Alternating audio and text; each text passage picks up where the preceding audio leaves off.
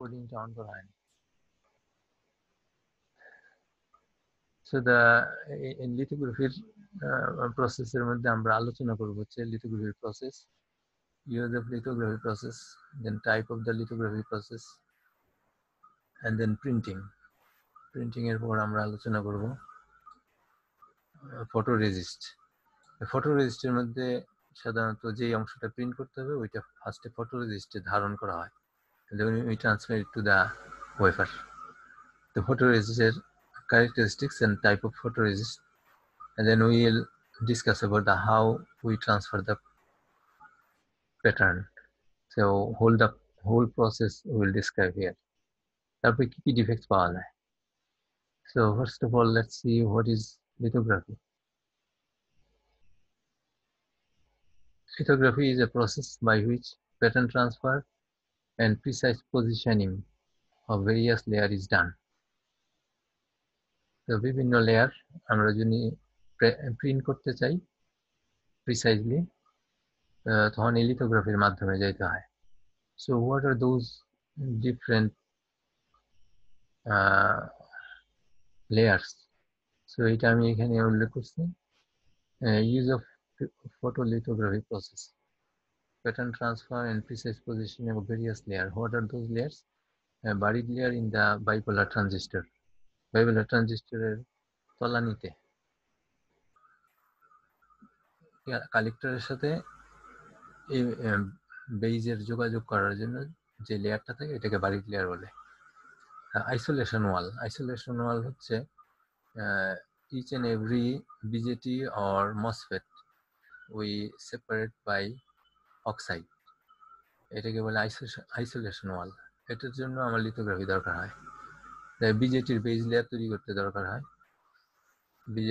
মসফেটের gate layer, gate oxide এবং polysilicon, এগুলো তৈরি করার জন্য আমাকে লিথোগ্রাফির মাধ্যমে যেতে হবে। এমিটার কালেক্টর বিজেটির, সোর্স ড্রেইন মসফেটের, তারপরে উপরে যেরকম মেটালাইজেশন ইন্টারকানেক্ট তৈরি করার জন্য ওখানেও লিথোগ্রাফি লাগবে। তারপরে ওহমিক কন্ট্যাক্ট, এই মেটালগুলোর মধ্যে যে কন্ট্যাক্ট এবং মেটালের সাথে সোর্স ড্রেইন গেটের কন্ট্যাক্টগুলো, এগুলো আমাকে লিথোগ্রাফির মাধ্যমে করতে হবে। তারপরে কাভার লেয়ারটা হচ্ছে একদম টপে থাকে, সমস্তটা ডিজাইন হওয়ার পর একদম টপে যে লেয়ারটা থাকে এটাও আমার লিথোগ্রাফির মাধ্যমে লাগে। তো এই জন্য প্রত্যেকটা লেয়ারই আসলে লিথোগ্রাফি দরকার হয়। So almost 25 to 30 times we have to use lithography to complete an IC. আইসির মধ্যে যতগুলো প্রসেস হবে এই প্রসেসের সবগুলোর মধ্যে 25 থেকে 30 বার we have to use lithography. So এই জন্য লিথোগ্রাফির কস্টটা যত কমানো যায় আইসির কস্ট তত তাড়াতাড়ি কমে যাবে, কারণ use of lithography increases the cost. তো এই জন্য চেষ্টা করা হয় যে লিথোগ্রাফির কস্টটা যাতে কমানো হয়, এই জন্য এখন পর্যন্ত ওই ফটোলিথোগ্রাফি ইউজ করা হয়। সো হাউ দিস ওয়ার্ক, এটা আসলে আমাদের ছবি উঠায় না, এর মধ্যে গিয়ে কি বলে এটারে, ফটোশপে গিয়ে আমরা ছবি উঠাই যে ওখানে গিয়ে কি করা হয়, ক্যামেরা দিয়ে আমাদের ছবি উঠানো হয়, ঠিক ওই কাজটাই এখানে করানো হয়। তো আমাদের একটা লাইট সোর্স থাকে, it could be ion beam, it could be x-ray, or it could be just optical. তো এটার পরে একটা অ্যাপারচার থাকে, অ্যাপারচারটাকেও কন্ট্রোল করা যায়। অ্যাপারচারটাকে প্রথম ক্লোজ করে রাখা হয় শাটার দিয়ে। এই শাটারটা যখন আমি উঠাই ফেলবো, সরাই ফেলবো, then the light will penetrate through the aperture, এটা আসবে আমার মাস্কের উপরে, ফটো মাস্ক বলা হয়। ফটো মাস্কটা সাধারণত হুইজ সিলিকা, এটার উপরে ক্রোমিয়াম দিয়ে ওই প্যাটার্নটা তৈরি করা হয়। যেখানে যেখানে ক্রোমিয়াম থাকবে ওখান দিয়ে লাইট পাস করতে পারবে না। তো এখান দিয়ে যখন নাকি লাইট এসে ওয়েফারের গায়ে পড়বে, ওয়েফারের গায়ে তো আগে থেকেই ফটো রেজিস্ট দেওয়া থাকবে। এখানে লাইট পড়ার পর ফটো রেজিস্টের ক্যারেক্টারিস্টিক চেঞ্জ হয়ে যায়, হয় এটা হার্ড হয়ে যায় নাহলে সফট হয়ে যায়। তো হওয়ার ফলে আমার এই মাস্কের প্যাটার্নটা ফটো রেজিস্টের উপরে পড়ে, আর ওখান থেকে আমরা ডেভেলপ করে ওই প্যাটার্নটাকে শুধু ওই জায়গায় ওপেনিং হয় যেখানে যেখানে আমার ওপেনিং দরকার। তো বাকি পরবর্তীতে যে প্রসেসটা করতে হবে হয় অক্সিডেশন অথবা ডিফিউশন অথবা ইন্টারকানেক্ট সিভিডির মাধ্যমে যে কোনো প্রসেস করব, তারপরে আমরা ওয়েফারটা নিয়ে যাব ওই প্রসেস করার জন্য। তো শেপটা তৈরি করা হয় এই ফটো মাস্কে, ফটো রেজিস্টের উপরে ফটো মাস্ক দিয়ে। ফটো মাস্কটা কি? ফটো মাস্কটার দুইটা নাম, একটা হচ্ছে রেটিক্যাল মাস্ক আর একটা হচ্ছে ওয়ার্কিং মাস্ক। ওয়ার্কিং মাস্ককে মাস্টার মাস্কও বলা হয়, ওয়ার্কিং আর মাস্টার। রেটিক্যাল মাস্কটা কি? রেটিক্যাল মাস্কটা হচ্ছে আইসিটা যত বড় থাকে ওই সাইজের একটা মাস্ক। এখন একটু আগে আমরা দেখছি যে অনেকগুলা লেয়ারের জন্যই আমাদের এই লিথোগ্রাফি করতে হয়। প্রত্যেকটা লেয়ারের জন্য একটা করে মাস্ক থাকে। প্রত্যেকটা লেয়ার বলতে, যদি মেটাল 1 আমি ফেব্রিকেট করতে চাই, মেটাল 1 এর জন্য একটা মাস্ক থাকবে। এই পুরা আইসিটার মধ্যে যতটা মেটাল 1 আছে সবগুলো মেটাল 1 এর সেই এই রেটিক্যাল মাস্কের মধ্যে থাকবে। ওইটা হচ্ছে মেটাল 1 রেটিক্যাল মাস্ক। এন্ড মেটাল 2 এর জন্য যদি করি, তাহলে মেটাল 2 এর শেপের পুরা আইসিটার জন্য যে মাস্কটা হবে ওইটা মেটাল 2 এর রেটিক্যাল মাস্ক। তবে এই দুইটার মধ্যে কন্টাক্ট গুলা যেখানে যেখানে থাকবে ওই জায়গায় কন্টাক্ট গুলার ওপেনিং করার জন্য যে মাস্কটা হবে সেটা contact mask, metal 1 to metal 2। এইভাবে সবগুলা যতগুলা কন্টাক্ট থাকবে একটা আইসির মধ্যে, পুরো আইসিটার সবগুলা মেটাল 1 টু মেটাল 2 কন্টাক্ট গুলা একটা প্লেটের মধ্যে থাকবে, একটা মাস্কের মধ্যে থাকবে। এই মাস্কটা সাধারণত একটু বড় সাইজের থাকে, তো ডিজাইনাররা এটা ডিজাইন করে দেয়। তো ওখান থেকে আমার যখন নাকি ওয়েফারে তো এক একটা ওয়েফারে একটা আইসি থাকে না, একটা ওয়েফারে অনেকগুলো আইসি থাকে, যদি 20টা 25টা 30টা বা 100টা।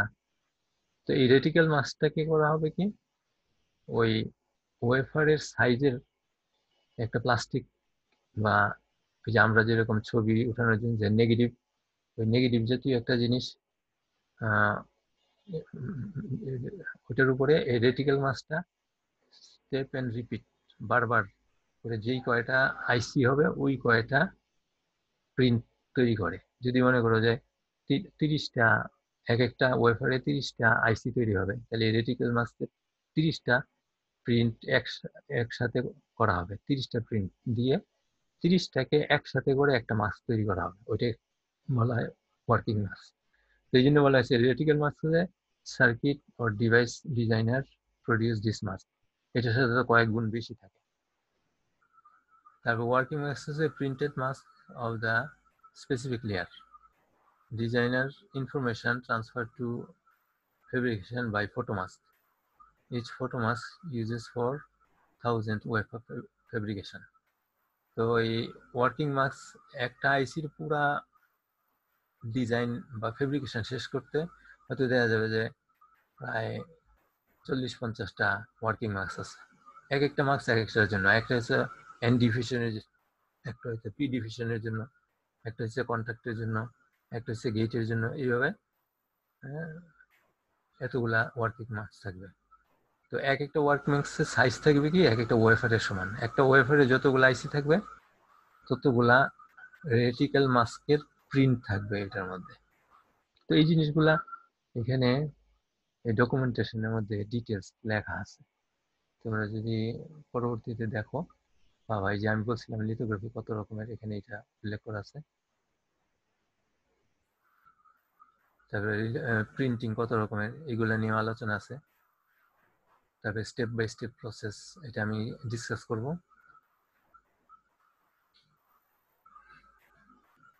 আমি মাস্কের ব্যাপারটা নিয়ে আসতেছি আস্তে আস্তে। তবে ফটো রেজিস্ট এর ক্যারেক্টারিস্টিক্স নিয়ে আলোচনা করব আমি, কি ধরনের আছে নেগেটিভ আর positive photo resist. Photo mask কিভাবে তৈরি করা হয় রেটিক্যাল মাস্ক থেকে ওয়ার্কিং মাস্ক। ওয়ার্কিং মাস্কে এখানে এই যে এটা হচ্ছে রেটিক্যাল মাস্ক, একটা লেয়ারের একটা আইসিতে এতটুকু। এটা ডিজাইনার তৈরি করে এত বড় করে, ওই বড়টাকে ছোট করে আনা হয়। এটা হয়তো কয়েকশো গুণ বড়, ওটাকে সংক্ষিপ্ত 10 গুণের মতো করা হচ্ছে। এইটাকে প্রতিটা ছোট ঘর হইতেছে এইটা। তো এইটা এখানে এতগুলা ছোট করে এখানে বসানো হয়েছে। এই একটা ওয়েফারে এতগুলা স্কোয়ার দরকার হবে। এটা হচ্ছে পুরো টোটাল মাস্কটা, এটা হচ্ছে ওয়ার্কিং মাস্ক, এটা হচ্ছে রেটিক্যাল মাস্ক, আর এটা হচ্ছে ডিজাইনের ডেটা। তো এখন আমরা এই ফটো ফটো রেজিস্ট মাস্কের থেকে ইনফরমেশনটা ফটো রেজিস্ট আসবে, ফটো রেজিস্টার থাকে ওয়েফারের গায়ে। Photo sensitive material imprinted photo mask pattern on the wafer. Photo mask থেকে যে প্রিন্টটা শেপটা আছে, এই শেপটাকে প্রিন্ট করে ফটো সেন্সিটিভ লেয়ারের উপরে, ওইটা কি বলে ফটো রেজিস্ট। ফটো রেজিস্ট দুই রকম, একটা হচ্ছে পজিটিভ ফটো রেজিস্ট আর একটা negative photo resist. Positive photo resist হচ্ছে image is same type of mask, আর নেগেটিভ হচ্ছে image is opposite to the mask.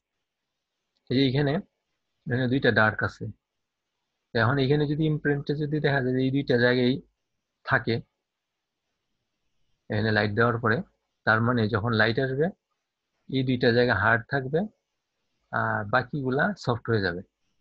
তাইলে হবে কি মাস্কের আর প্রিন্টটা, ফটো রেজিস্টে প্রিন্ট যে হবে এই দুইটা একই রকম, এটাকে বলে পজিটিভ ফটো রেজিস্ট। আর যদি তা না হয় উল্টা হয়, যে যেখান দিয়ে লাইটটা আসবে, লাইটটা যেখানে পড়বে ওই জায়গাটা হার্ড হবে আর এমনিতে সফট। তো এইটা যদি ঠিক এটার উল্টা হয়, যে এই অংশটাতে হার্ড হবে, আবার এই অংশটাতে হার্ড হবে, আবার এই অংশটাতে হার্ড হবে, তাহলে বোঝা যাবে যে এটা নেগেটিভ রেজিস্ট দেওয়া হয়েছে এখানে। এখানে আমি কি ধরনের ফটো রেজিস্ট দিচ্ছি এইটার উপরে এখানে শেপটা এখানে ইমপ্রিন্ট হবে। পজিটিভ যদি ফটো রেজিস্ট হয় তাহলে মাস্কের আর ফটো রেজিস্টের উপরে যে প্রিন্ট হবে দুইটা সেম প্যাটার্ন হবে, আর নেগেটিভ হলে তার অপোজিট প্যাটার্ন হবে। এতে কিছু কোয়ালিটি আছে। Positive photo resist does not swell, মানে মোটা হয়ে যায় না, আলো পড়লে মোটা হয়ে যায় না। থিকার কোট, এটা কিন্তু আবার একটু মোটা করে তৈরি করতে হয়। ইজিলি ইচেবল, আমাদের এটা খুব বেশি দরকার, যেটা নাকি সহজেই এচিং করা যায়, এচিং করলে শেপটা সহজে নষ্ট হয় না, এই জন্য এটা বেশি দরকার। এচিং করে আমরা যে অংশটা নাকি বাদ দিয়ে ফেলে দিব ওইটাকে এচিং করে করতে হয়। তা স্মলার প্যাটার্ন পসিবল, এটা তো আমাদের আরো দরকার। আর নেগেটিভে কি হয়, ক্রস লিঙ্কিং, তো যেই জায়গায় নাকি লাইট পড়ছে ওখানে ক্রস লিঙ্কিং হয়ে জিনিসটা হার্ড হয়ে যায়। সোয়েল অন এক্সপোজার, যখন লাইটটা পড়ে তখন এটা ফুলে ওঠে, হার্ড টু রিমুভ, এত এত বেশি এটা ক্রস লিঙ্কিং হয়ে এত শক্ত হয়ে যায় যে পরে এটাকে রিমুভ করা কঠিন হয়ে যায়। তো দুইটারই পজিটিভ নেগেটিভ দিক আছে, দুই ধরনেরই অবস্থা ভেদে ইউজ করতে হয়। এখন ফটো রেজিস্টের ক্যারেক্টারিস্টিক্স, ছয়টা characteristics: sensitivity, adhesion, pitch resistance, তারপরে স্টেবিলিটি ইন স্টোরেজ, রিপ্রোডিউসিবল, আর অ্যাবসেন্স অফ লার্জ পার্টিকেল।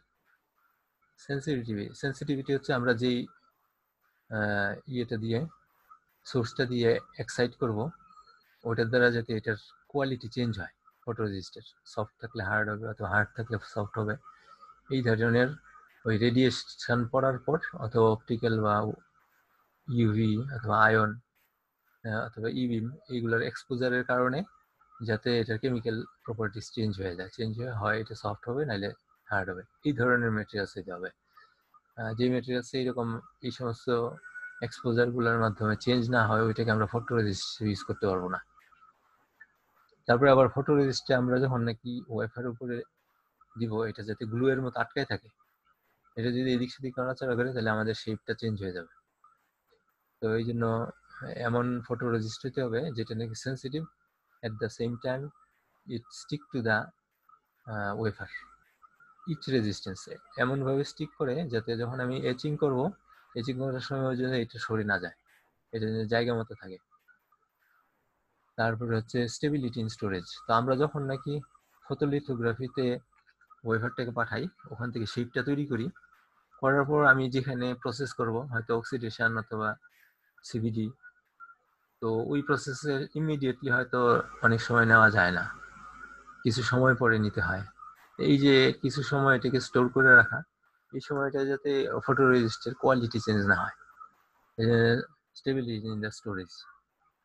তারপরে হচ্ছে reproducible and uniform from batch to batch process, যে সবসময় যাতে একই রকম ক্যারেক্টারিস্টিক দেখায়, এরকম না যে ওয়েফারের এক অংশে খুব দ্রুত শক্ত হয়ে গেছে, আরেক অংশের এতটা শক্ত হয় নাই, এরকম যেন না হয়। অথবা একটা ওয়েফারে ভালোভাবে এক্সপোজারের পরে এটা রিয়াকশনটা সুন্দর হয়েছে, আরেকটা ওয়েফারে হয় না, এরকম যেন না হয়। রিপ্রোডিউসিবল যেটা, absence of large particle. Absence of large particle এই জন্য যদি এটা কিনারায় পড়ে, if it is on the edge, আর যদি ওখানে এচিং করতে হয়, তাহলে আমার যাতে কোনো সমস্যা না হয়। যেমন এইটার ইমপ্রিন্টটা যদি এখানে পড়ে, ঠিক এই এজে যদি একটা বড় পার্টিকেল পড়ে, তা আমাকে যদি এচিং করে এই অংশটা ফেলে দিতে হয়, মানে এই বড় পার্টিকেলটা চলে যাবে, গেলে আমার শেপটা নষ্ট হয়ে যাবে। তো এই জন্য লার্জ পার্টিকেল, ফটোরেজিস্টের মধ্যে লার্জ পার্টিকেল থাকতে পারবে না। So one of the characteristics of the photoresist হচ্ছে অ্যাবসেন্স অফ লার্জ পার্টিকেল। তো এই ছয়টা, এই সবগুলো কোয়ালিটি ওই যে আমি ডকুমেন্টটা দেখাইছি ওখানেও আছে। তো এগুলো আমাদের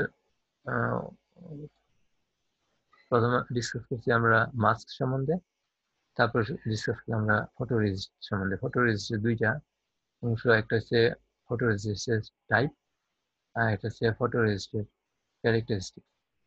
এখন আমরা পড়বো,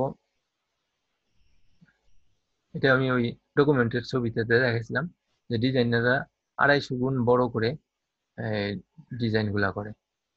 তো ওটাকে কমায় 10 গুণ বা 20 গুণ বা 25 গুণ, ওটাকে বলা হয় রেটিক্যাল মাস্ক। রেটিক্যাল মাস্ক থেকে আমাদের ওয়ার্কিং মাস্ক তৈরি করতে হয়। রেটিক্যাল মাস্কে repeat and step and repeat camera দ্বারা ওয়ার্কিং মাস্ক তৈরি করা। এখানে অনেকে রেটিক্যালকে মাস্টার মাস্ক বলে, আবার অনেকে মাস্টার মাস্ককে ওয়ার্কিং মাস্ক বলে। যেটা আসলে এটা ভালো হয় যে রেটিক্যাল মাস্ক বলে।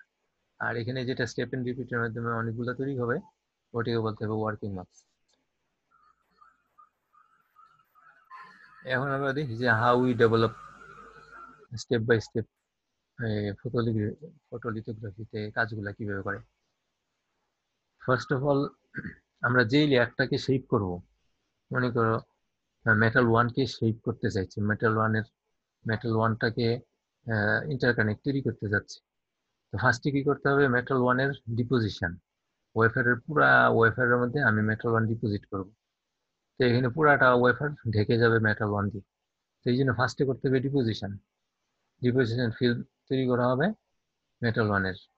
ওই মেটাল ওয়ানের উপরে আমি করবো কি, ফটো রেজিস্ট ঢালবো। তো ফটো রেজিস্টটাকে অনেকটা পেস্টের মতো, টুথপেস্ট আছে না, টুথপেস্টের মতো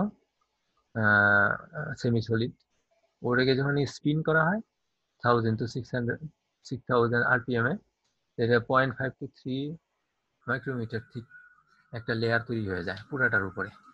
ওই যে ডিপোজিশন করছি, ডিপোজিশনটার উপরে এই ফটো রেজিস্টার লেয়ারটা করছে। এখানে এখন দুইটা লেয়ার করলো, একটা লেয়ার হচ্ছে মেটাল ওয়ানের, তার উপরে হচ্ছে ফটো রেজিস্ট। তো এইটা অনেক সময় যেই ফটো রেজিস্ট ইউজ করা হয়, ওইটা যদি বেশি ভালো না হয়, তাহলে গ্লুইং কাপলিং এজেন্ট বা গ্লুইশ এজেন্ট দেওয়া হয় এই দুইটার মাঝখানে, যাতে এডেশনটা বাড়ানো যায়। তো অনেকে HMDS, এই যে একটা কেমিক্যাল, এটি ইউজ করা হয়, এটা যেন হেক্সা মিথাইল ডাই সিলাইন সিলিজেন। তো আমরা এই ফটো রেজিস্টের উপর কি করব, এখন আমরা ওই ফটো মাস্কের প্রিন্টটা দিব। তো দেওয়ার আগে আমাকে করতে হবে সফট বেক করতে হবে। সফট বেক মানে এটা তো অনেকটা পেস্টের মতো নরম, এটাকে একটু শক্ত করতে হবে। এই জন্য একটা ফার্নেসের মধ্যে বা একটা কি বলে এটা, এই জন্য আমরা স্যান্ডউইচ ট্যান্ডউইচ গরম করি যে, ওইটার মধ্যে দিয়ে আমরা একটু শুকাই নিব এটাকে। তো দেখা যায় যে 90 থেকে 100 ডিগ্রি সেন্টিগ্রেড 20 থেকে 30 মিনিট রাখতে হয়। এর ফলে 85% এটা শ্রিঙ্ক করে, আর মোস্ট অফ দ্য সলভেন্ট মানে পানীয় জিনিসটা উড়ে চলে যায়। যেরকম নাকি আমাদের ওয়ালের মধ্যে রং দেওয়া হয়, রংটা যেরকম শুকাইলে এটা স্টিক হয়ে থাকে, কোনো এটার গায়ে কোনো পানি নেই, শুকনা, ওরকম ভাবে ফটো রেজিস্টটা ওয়েফারের গায়ে না, ওয়েফারের উপরে ডিপোজিশনের উপরে এই এটা আটকায় থাকে। তারপরে মাস্ক অ্যালাইনমেন্ট। এখন মাস্কটাকে ওয়েফারের উপরে বসানো হয়। কন্টাক্ট প্রিন্টিং যদি হয় একদম গায়ের, এটার গায়ের উপরে বসানো হয়। তো সাধারণত আহ, ওই যে মাস্কটা তৈরি করা হয়েছে মাস্কটার মধ্যে একটা মার্ক দেওয়া থাকে।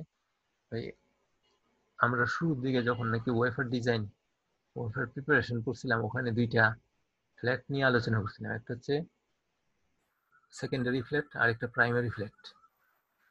ওই প্রাইমারি ফ্ল্যাটটা হচ্ছে ওয়েফারের সাথে নেক্সট যে কোনো জিনিস অ্যালাইন করার জন্য ইউজ করা হয়।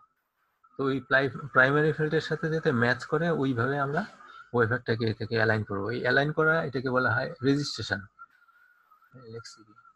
Mask brought in contact with the wafer, then backed off slightly to produce air gap and adjust to the alignment.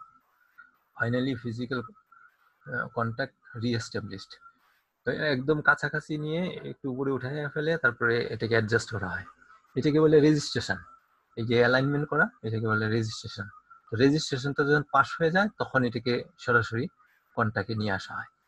তো এই কন্টাক্টের কাজটা শেষ হয়ে গেল, মাস্ক অ্যালাইনমেন্ট। তারপরে আসবে এক্সপোজার। এখন আমরা ওই শাটারটা খুলে দেব। শাটারটা খুলে দিলে exposure optical wave propagate through resist and is reflected backward. এটা ইয়ের মধ্যে দিয়ে কি বলে ফটো রেজিস্টের মধ্যে দিয়ে একদম ভিতরে তলায় যায়। তলায় কোথায়? ডিপোজিশনের মাথায়। ডিপোজিশনের উপর থেকে এটা আবার ব্যাক করে। তখন এখানে একটা স্ট্যান্ডিং ওয়েভ তৈরি করতে হয়। এমন ভাবে এটাকে দিতে হয় যে এটা স্ট্যান্ডিং ওয়েভ যাতে। তো স্ট্যান্ডিং ওয়েভ হইলে তখন ইন্টেন্সিটি সবচেয়ে বেশি হয়। তো ফলে যেই জিনিসটা আমি এক্সপোজ করতেছি ওই জিনিসটা ইন্টেন্সিটি বেশি হওয়ার কারণে রিয়াকশনটা ভালো হয়। So highly polished film and substrate good for the process. তো এই নিচের লেয়ারটা যদি পলিশ হয় এবং উপরের লেয়ারটাও যদি পলিশ হয়, সমান হয়, এবড়ো থেবড়ো না থাকে, তাহলে স্ট্যান্ডিং ওয়েভটা সুন্দর হয়। স্ট্যান্ডিং ওয়েভটা সুন্দর হলে রিয়াকশনটা ভালো হয়। রিয়াকশনটা ভালো হলে যেখানে যেখানে এক্সপোজার হয়েছে ওখানে রিয়াকশন হয়ে হয় এটা হার্ড হয় যদি নেগেটিভ ফটো রেজিস্ট হয়, আর না হয় এটা সফট হয়ে যায় যদি এটা পজিটিভ ফটো রেজিস্ট হয়। তো এটা হচ্ছে এক্সপোজার। এক্সপোজার হওয়ার পর আমি ওয়েফারটা ওখান থেকে বের করে নিয়ে আসবো। বের করে এসে এখন আবার হার্ড হার্ড বেক করবো। এখন আরো একটু হায়ার টেম্পারেচারে একটু লম্বা সময় রেখে দিব। তাহলে যে অংশটা নাকি সফট হয়েছিল ফটো রেজিস্টের ওই অংশটা সফটই থাকবে, আর যেটা নাকি হার্ড ছিল সফট বেকের কারণে যে হার্ড হয়েছিল এর চেয়ে বেশি হার্ডার হয়ে যাবে এটা। তো ফলে প্রিভেন্ট আন্ডারকাট, ফলে এটা হার্ড হওয়ার কারণে ওই শেপিং করাটা, এচিং করলে শেপিং করাটা সুন্দর হয়। তারপরে এক্সপোজার হার্ড হার্ড বেকের পরে ডেভেলপমেন্ট। ডেভেলপমেন্ট হচ্ছে যে এদের কিছু রিএজেন্ট থাকে। পুরো ওয়েফারটা একটা রিএজেন্টের মধ্যে ভিজায় রাখা হয়। ভিজায় রাখলে যে রেজিস্টের যে অংশটা সফট হয়েছিল ওই অংশটা গলে যায়। গলে 170 ডিগ্রি টেম্পারেচার পর্যন্ত দেওয়া হয় ওখানে, যার ফলে ওই গলিত অংশটা এই রিএজেন্টের মধ্যে চলে যায়। আর যেটা নাকি হার্ড ছিল ওইটা হার্ডটা হার্ডই থেকে যায়। ফলে হয় কি শেপটা তৈরি হয়। তারপরে আসছে গিয়ে এচিং করতে হয়। শেপটা তৈরি হওয়ার পরেও দেখা যায় যে 100% পরিষ্কার হয় নাই, কোথাও কোথাও কিছু ইয়ার হয়ে গেছে। যেই জায়গা থেকে আমার পুরোপুরি কি বলবো এটাকে ফটো রেজিস্টটাকে উঠাই ফেলতে হবে, হয়তো দেখা গেল যে কোথাও কোথাও এটা সরে নাই, ওই জায়গাটা সরাইতে হবে। এই একটা কাজ। আর দ্বিতীয় কাজ হচ্ছে কি, এই ফটো রেজিস্টটাকে আমি ডেভেলপমেন্ট করার পর যে একটা প্যাটার্ন হইলো ওই প্যাটার্নটা এই ডিপোজিটেড লেয়ার যেটা নাকি মেটাল ওয়াল বলছিলাম, মেটাল মেটাল ওয়ানের উপর পর্যন্ত হয়েছে। এখন যখন এচিং করব তো এচিং করে আমি মেটাল ওয়ানকে কেটে ফেলবো। এচিং করে মেটাল ওয়ানকে কাটবো। মেটাল ওয়ানকে কোথায় কোথায় কাটবো? এই ফটো রেজিস্টের কারণে যেই যেই জায়গায় ফটো রেজিস্ট সরে গেছে ওই ওই জায়গায় আমি ডিপোজিশনের অংশগুলা কেটে ফেলবো। আর যেই যেই জায়গায় নাকি ঢাকা ছিল বা ফটো রেজিস্টটা আছে ওই ওই জায়গাটাতে আমি এচিং করব না। তো ফলে হবে কি, ফটো রেজিস্টে যে শেপটা হয়েছে ওই শেপটাই এখন আমার মেটাল ওয়ানের নিচের লেয়ারে মেটাল ওয়ানে তৈরি হবে এচিং এর মাধ্যমে। তো এই এচিং করার পর আমার প্যাটার্নটার রিয়েল প্যাটার্নটা তৈরি হয়ে গেল। রিয়েল প্যাটার্নটা যখন তৈরি হয়ে গেল, তা আমার এখন মেটাল ওয়ানের উপরে যে শক্ত ফটো রেজিস্ট আছে, ওই শক্ত ফটো রেজিস্ট গুলাকে সরাই ফেলতে হবে। ওইটাকে বলে striping. Resist remove by chemical solvent at 80 degree centigrade ও 150 ডিগ্রি সেন্টিগ্রেড। পজিটিভ রেজিস্ট দূর করার জন্য কি ইউজ করা হয়, নেগেটিভ রেজিস্ট দূর করার জন্য কি ইউজ করা হয়, এখানে এগুলা বলা আছে। তো এই জন্য এচিং হচ্ছে আমার ফটো রেজিস্ট থেকে মেটাল ওয়ানের শেপিংটা, এচিং। আর স্ট্রাইপিংটা হচ্ছে মেটাল ওয়ানের উপরে যে ফটো রেজিস্টার হয়ে গেছে ওটাকে স্ট্রাইপিং করে ফেলা। তো এইটা হচ্ছে স্টেপস গুলা, এই মোট 9টা স্টেপ করে আমরা একটা প্যাটার্ন তৈরি করতে পারি।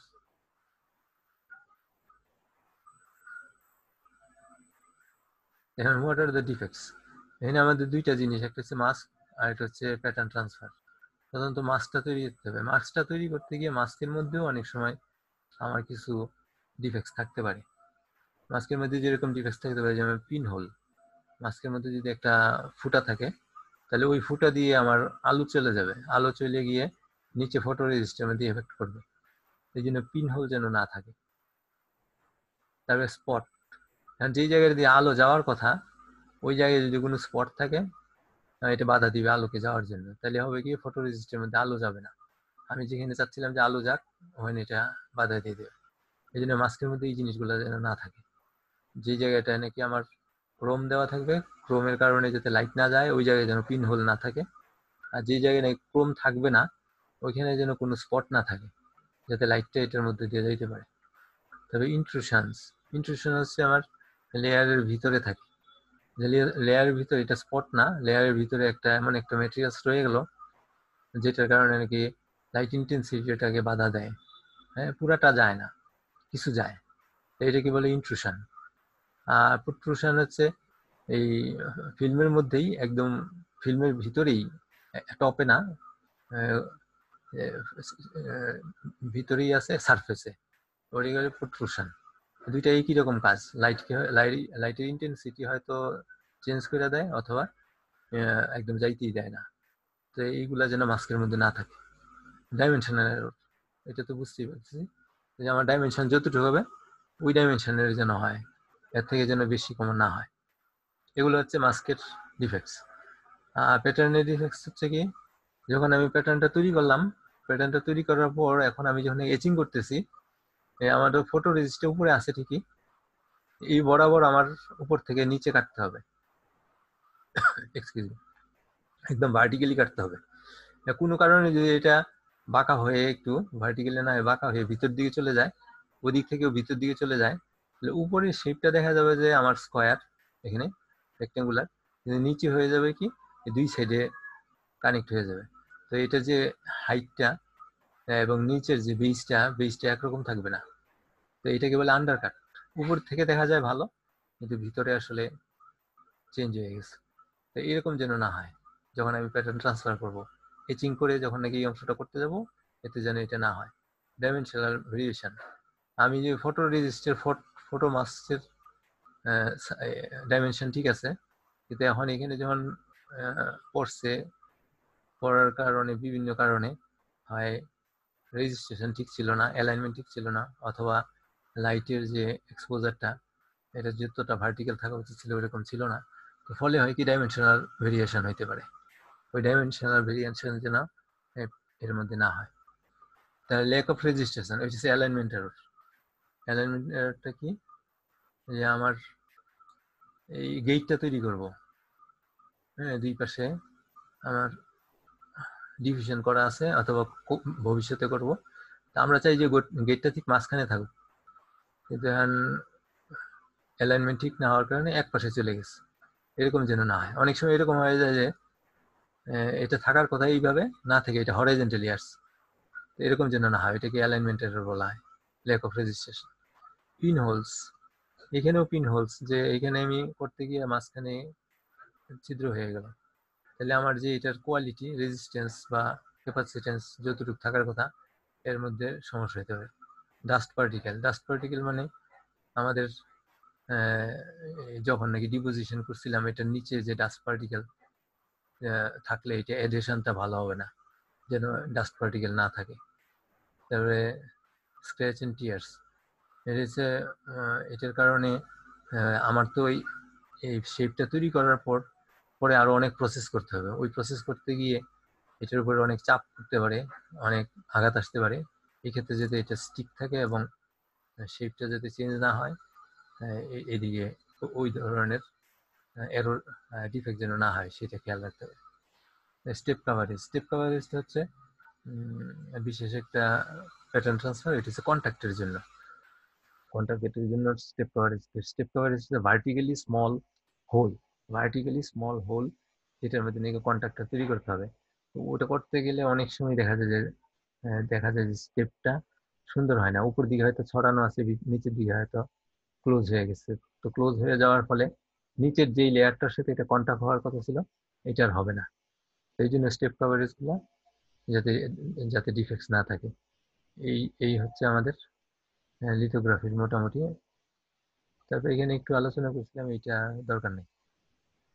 তো আজকে লিথোগ্রাফি সম্বন্ধে যা পড়ানো হইলো এটা আমাদের এই ডকুমেন্টের মধ্যে ডিটেলস সব দেওয়া আছে।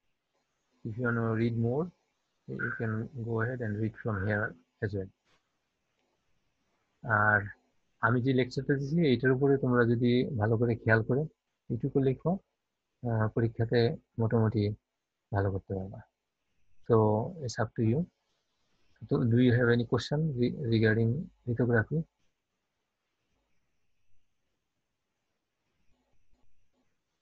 নাই কোনো কোশ্চেন? হ্যাঁ তাহলে স্যার। আজকে তাহলে এখানে শেষ করে দিই। জি স্যার। ওকে।